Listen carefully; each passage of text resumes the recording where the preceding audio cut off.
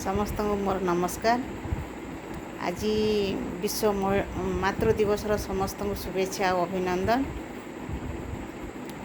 आज गोटे कथा कहूँ मोर यो झील मानक कि आज मातृ दिवस रे समस्ते खुशी रे पूरा फेसबुक इंस्टा रे सब फोटो छाड़ी माँ मान को धरिकी शुभेच्छा जनइंट। किंतु गोटे कथा कहूँ कौन कि आज गोटे दिन को मे 12 को खाली मातृ दिवस रूप पालन कले हम।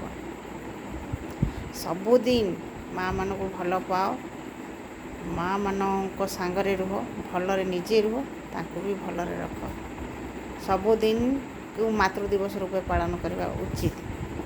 बहुत चिंताधारा। आज गोटे दिन आम फोटो फोटो छाड़देवा, काली कि माँ बापा कथा मानवानी सेमती सेटा ठीक नुह। मातृ कृपा ही केवल यदि माँ मानकर हाथ तुम मुंड उपर थी ना, जिते बड़ बड़ विपद आसले भी टली पड़े जीव। तेणुक बापा माँ को सम्मान दियो।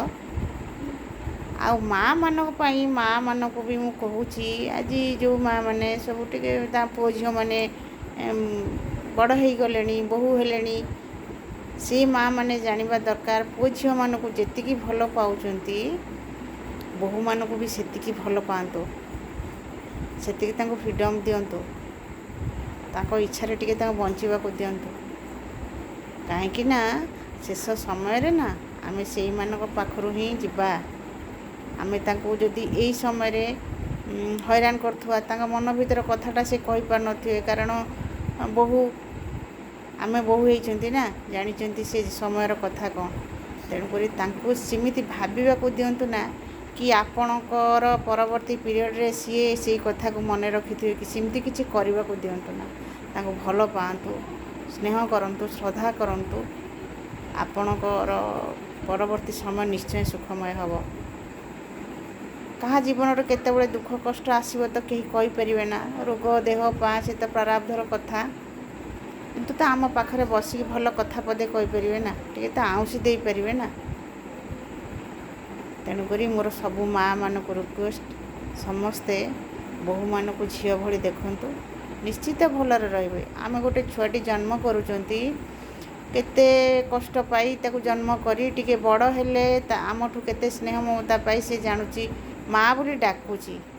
आमको सेतिकी तैयारी करिया पड़ुची। सी आम पाखरु केते केते स्नेह श्रद्धा पाइला परे आम ऊपर तार भल पाइबा से सेमती नुआ बहुटी जेतेबेले आम घर को आसी आमको ताको सेई भली स्नेह ममता श्रद्धा भल पाइबा दबा दरकार।